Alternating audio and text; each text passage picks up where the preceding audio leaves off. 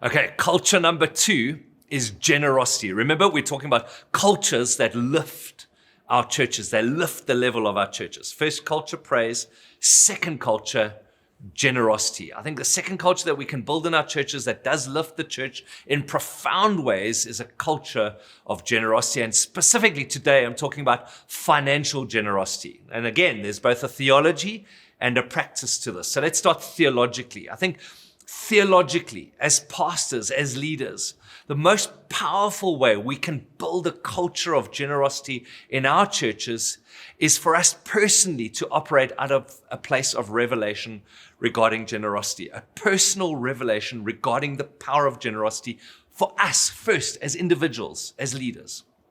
Also, secondly, revelation in terms of our personal generosity. Speed of the leader, speed of the team. Our churches will never grow in generosity beyond the level of our own personal generosity. So what I'm saying to us today is the first thing theologically is that we need to operate out of a place of personal revelation when it comes to our own personal generosity. But then also revelation in terms of our conviction that this generosity, giving, it's genuinely good for our congregation. It's good for them to be taught a balanced and sound theology on money and to be taught to give money. See, when building a culture of generosity, it's important to realize that we are up against 2 major cultural forces. We're up against it with both secular culture and we're up against it with some elements of Christian culture. Let's unpack that. Secular culture, firstly. Secular culture has this really strong push, you know it, I know it, towards ease, towards convenience, towards a do what you want, how you want, when you want culture. And so we can't expect secular culture to endorse our kingdom culture, which basically kingdom culture says, give your resources away generously. And by the way, you're not the boss of your own resources anyway. It's the complete opposite to secular culture, and we must expect opposition. Secondly, though, we're not only up against secular culture, we're up against some elements of the Christian culture. And the reason is poor examples of church leaders living opulent lifestyles and a false prosperity gospel. That's influenced church leaders. Understandably, it leaves many of us with this horrible taste in our mouths. We don't want to be like that. However, we must be careful that as a reaction to that, as a way of demonstrating that we're not dodgy televangelists ourselves, we must be careful that we don't overcompensate and fall into the ditch on the other side and now become nervous and cautious and tentative to talk about money and encouraging our congregation to give. We must teach about money and about generosity and about giving away of money. And there are healthy, this is my deep conviction, there are healthy, life-giving ways in which to do it. Money is important. It was spoken about tons in scripture. Did you know there's more than 2,300 verses on money, wealth, and possessions? Jesus spoke about money about 15% of his preaching. 11 out of the 39 parables have money referenced in it. It was his most talked about topic. He discussed the topic of money more often than he spoke about prayer and faith combined. Now, I want to just caveat that and say many of the 11 parables that are referenced earlier, 11 out of the 39, they were not specifically lessons about money, but Jesus mentioned money in them as a way to make a point. So Matthew 20:1-16, Jesus tells a story about the payment of vineyard workers. Christ isn't teaching about good business practices there. He's actually talking about how those who enter into God's kingdom do so by grace and by grace alone. But Jesus used money to illustrate the point. And Jesus often did that. He used money to teach on a different topic other than money, but he knew money was important. And so he spoke about it, referenced it, and used it in his parables directly and indirectly.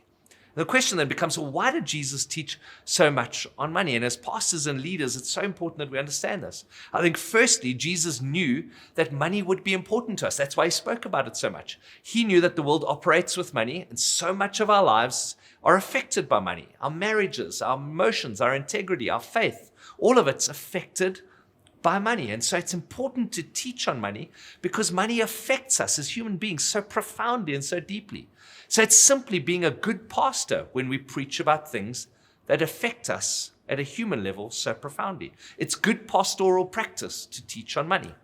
Secondly, Jesus knew that mammon, the spirit of mammon, competes with Jesus for the position of Lord in our lives.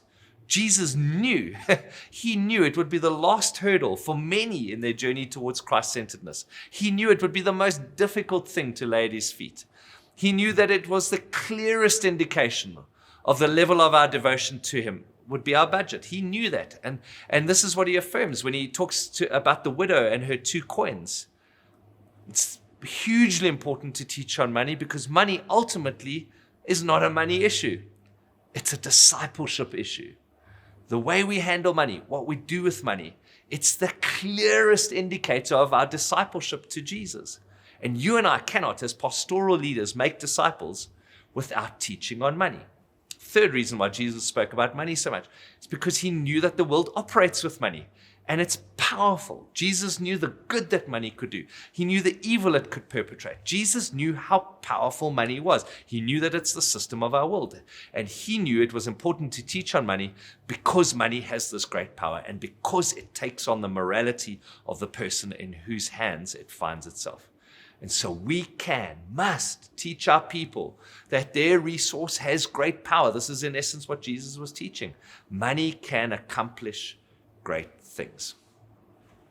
Here's a quick summary, very brief summary, like a snapshot of what Jesus taught on money. Jesus taught a legitimate use of money is to support God's work through the religious institutions that God has established. In the Old Testament, we know it was the tabernacle and the temple. Jesus' day, it was Herod's temple. In ours, it's the local church. Jesus commanded us to bring tithes and he commanded us to bring offerings, and it was not predicated or dependent on how holy the priests were, or in our day, whether or not the church likes the pastor. It was predicated and principled on obedience and surrender to his lordship over all we are and all that we have. Jesus taught us that we ought to pay our taxes. Jesus taught us that we ought to use our financial resource to help the poor and needy. Jesus taught us that we should use our material possessions to meet essential family needs. Jesus taught that we should exercise careful money management and exercise shrewd wisdom prior to making any purchase. Jesus taught, particularly through his illustrations frequently about stewards and farming, that it's appropriate and even expected by him to invest our resources for long-term gain and financial security. Jesus taught that we should not depend upon our resources, but upon him as the source of our supply, trusting him to meet all of our essential needs. Jesus taught that since we're simply stewards or merely stewards, we should invest ourselves into the lives of others and not hoard our resources to ourselves. Jesus taught that we should not use the power of money to lord it over others, to rule over others, either through arrogance or through manipulation. When anchored in Jesus' teaching, our money can be all that God intends for our part in advancing his kingdom, in ministering to the needs of others, and in providing for our needs according to the resources that he's graciously allowed us to give. So, cultivating a culture, building a culture of generosity, how do we do it? Well, theologically, we've established it's vital to teach on money and generosity. By that, I mean the giving away of money. But how do we build this culture of generosity? I want to offer us a few practices today that can help create a culture of generosity. Some of them you might feel, man, this is simple. I'm telling you, I see a lot of it not being done. Firstly, encourage and teach people every week to give financially. Don't save it for payday week. Every week. One of the keys to creating a culture is the regularity and consistency of teaching. So every week, number one. Secondly, celebrate stories of generosity. A leadership principle that we know is what gets celebrated is what gets done. So, for example, you could celebrate things like if your kids went on a camp, people who sponsored kids. You could celebrate food parcels. You could celebrate something new that's happened in terms of the vision, something that's been purchased for the campuses, etc., etc. Celebrate, celebrate, celebrate. Tell stories, right? Thirdly, I want to encourage you to put envelopes on the chairs, giving envelopes on the chairs. On those envelopes, bank details, a SnapScan or Zapper QR code, and place to put card details if people want to give via card. Have those same details, not only on the envelope, but on the screen while the offering talk is being done so that people can access a way to give. Now, let's talk about envelopes. I think an envelope is important, because of a few reasons. Number one, it provides confidentiality when people put in cash. They're not having to put their notes into the bucket. They can put it in an envelope. It's much more dignified. It's much more confidential. Secondly, it provides this quick, easy way to access the QR code if they want to give electronically. Or they can take it home and then load the bank details on it. They've got all of those details in their hand. You really want your congregation to have the ways to give in their hand. Also, it lets the congregation know, a simple envelope on a chair, lets the congregation know we've planned to receive money just as you should be planning to give it. And so it creates a level of expectation. And I don't think that's unhealthy or manipulative. If you sit in this chair, we expect you to become a contributor. Fourthly, actually receive the offering. So the fourth way we can create this culture is to actually receive the offering. We say at Thrive and many churches around the group, we don't take up an offering, we receive it. The theological importance of that is we don't take anything from anybody, we receive what they willingly bring. So we receive the offering, not take it up, but we receive it. We actually do receive it. And I think there's a rich theology across the body of Scripture around bringing an offering. And this is why it's so important that we must receive it. So we must allow people to bring their offering. So for goodness sake, please, have a moment in your service where you do pass buckets or baskets or receptacles, the British people will use it, anything down the aisle to receive the offering that they can put their cash in, they can put their envelope in. It creates this sense within people that there's an expectation that we should give. I'll give you an example. I give via SnapScan in every service. Every week, I mark on the envelope that I've given via SnapScan. There's no money in the envelope. I've just marked in pen that I've put an offering in via SnapScan. And then I put that envelope in the bucket. That's the way I bring my offering. But I bring it as the buckets pass by. It doesn't matter if people give electronically. There's still this principle of using the envelope to bring the offering. I've seen some churches that don't receive an offering anymore. So they would give a short motivational talk about giving, and then they just say, thank you for giving. But I'm saying to us explicitly today, I think there's a moment in our service, should be a moment where we do pass things down the aisle, where we do allow people to give either physical cash or when they're giving electronically to have marked it on the envelope and bring their offering by putting the envelope into the bucket. And the reason why some churches aren't doing this is because they've seen American churches doing that. And I think we must be careful of adopting American practices. Just so sûr, you know. Firstly, just because they do it, does it mean we should? Is it theologically sound? Does the practice make sense in our context? I think we should rather be assessing our context, think critically about it ourselves. For example, we're not as digital as urban America, so many people still give cash. If you never give a bucket for people to put cash in, we're missing out on a large chunk of finances for the church. But apart from that, I think there's a theological importance to allowing people to bring their offering. Fifth and last way that we can do this, create a culture, is to bring our offering every service. We must lead by example as pastoral leaders. The same with our staff. They must lead by example. Speed of the leader, speed of the team.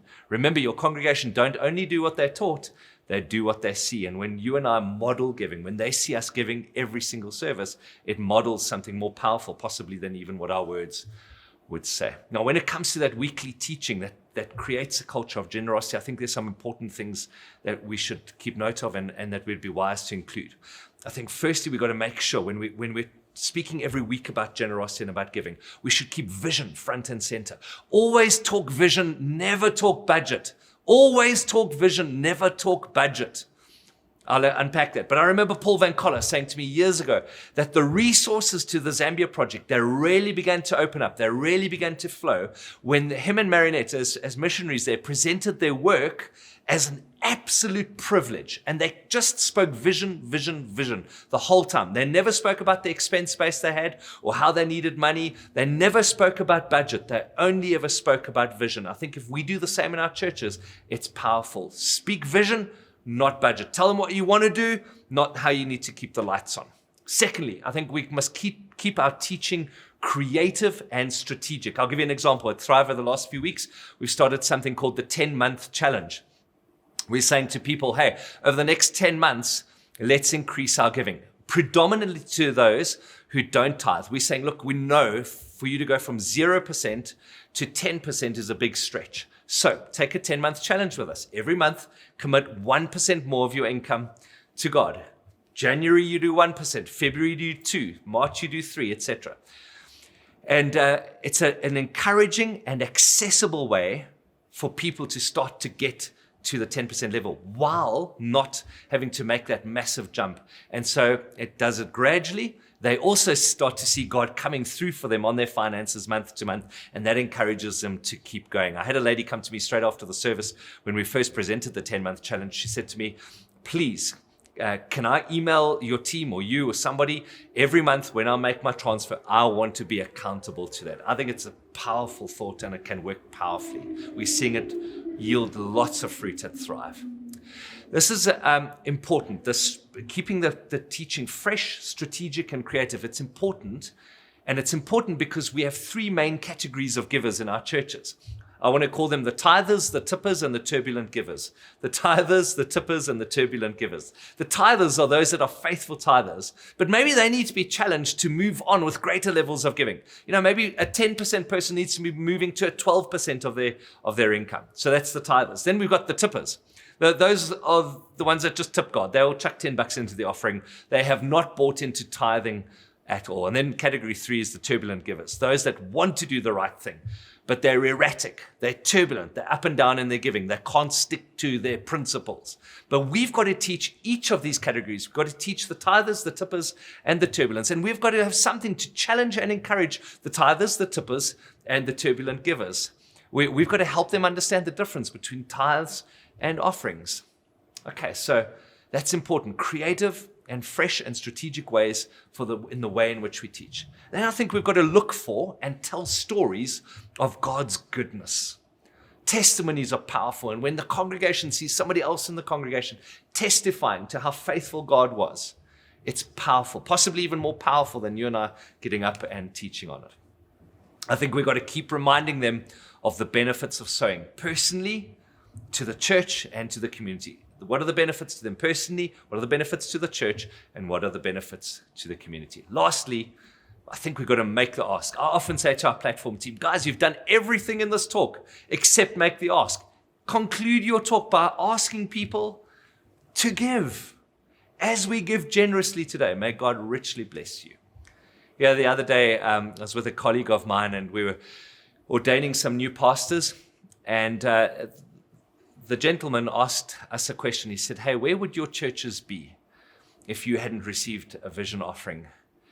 And truthfully, we'd be millions and millions and millions of rands behind. At Thrive, every single bit of progress we have made over the years has been as a result of vision offering. I can't look around our campuses and not see something that has come directly as a result of a vision offering. Now, a vision offering, a miracle offering, Heart for the House, what is it? It's a once-a-year offering over and above tithes and offerings. And so why I'm speaking about this today is not only do we have to teach regularly, which I've covered that ground about teaching regularly on giving, but I think we've got to give people an opportunity through a once-a-year offering, vision offering, miracle offering, Heart for the House, whatever you want to call it, to give over and above sacrificially. It's where people bring an offering, and they either make an offering or they pledge to give an offering over a 4 to 6 month period. You see, here's the thing. If we believe that teaching people to give is healthy theologically, then it follows that teaching them to give sacrificially to offerings is also good.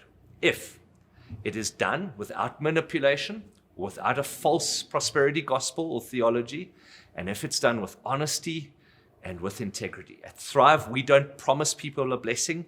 We don't say give and you will receive. We don't say give and then we'll pray for your business. None of that nonsense. No, we just say join in Jesus' cause here on earth through his local church. Become more like him by giving sacrificially. Help him build his church here at Thrive Church.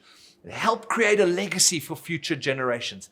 Do something great with your money. Serve Jesus through serving and giving to your local church. That's how we frame it. And then we say to them, and let God sort out the rest. And guess what? He always comes through for people. He is so faithful. We've seen his faithfulness. Vision offerings, I stand on this. I believe it from the top of my head to the tips of my toes. They are good for our people. It teaches and challenges them to stretch in their faith. It grows their faith. It gives God room to do a miracle. It's incredible what it does for people, guys, when they take a risk. They take a step of faith, and then God actually comes through for them. You won't believe what it does for people's faith. This year, we had someone in our congregation achieve a lifelong goal of giving R1 million in a single offering to the church. You can't believe what that meant to him and to his family. We had another story about a very sacrificial couple. They won a cash prize in a competition, just crazy. We've had people getting crazy amounts back from the tax man. No idea how they got that money. We've had stories of people getting promotions after they gave their offering. You can't believe what it does to people. It's good for the people because it teaches them and us as leaders, because we always lead the way in this, to sacrifice. It's good for the people because they see God come through for them. It strengthens their faith. It's good for the people because everybody wants to be on a winning team. Vision offerings help your church win. Your church moves forward. Everybody feels, wow, this church is moving forward. This church is winning, and everybody wants to play on a winning team. And it's good for the people because they see the kingdom advance. I was watching Kingdom City, led by Pastor Mark Verghese. I was watching their vision offering recently, and he positioned the offering as being sown into 3 strategic areas. I thought these 3 areas were really helpful, and I thought I'd offer them to you. First area was causes. So they called them kingdom causes. These are areas where they desire to help, widows and orphans, justice causes, compassionate causes. They have a desire to help. And he said it so carefully. He said, we have a desire to help, but we're not graced to help. So we enter into partnerships with people all around the world that are doing cool things in bringing justice. And we sow into that. So your vision offering at Kingdom City, it goes firstly into causes, and we partner with some great causes. Secondly, your offering goes into the development of existing campuses. So that's infrastructure, technology, upgrades, future-mindedness, right?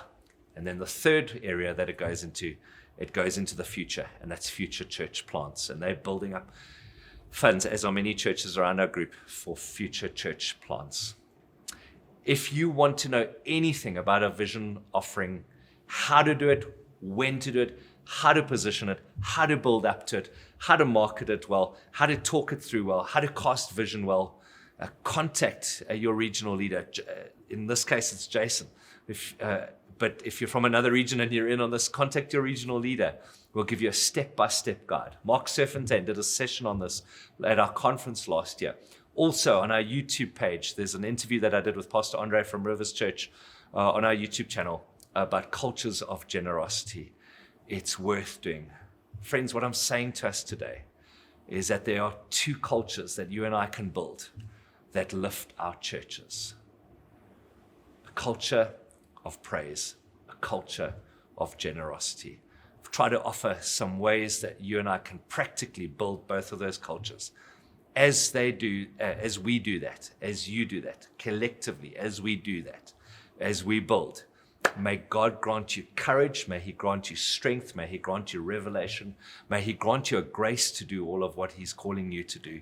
May He bless your efforts, may He multiply your efforts, may He give you God ideas, may He give you inspiration for the future of your churches, and may you see the kingdom come and may you see the kingdom advance in Jesus' name.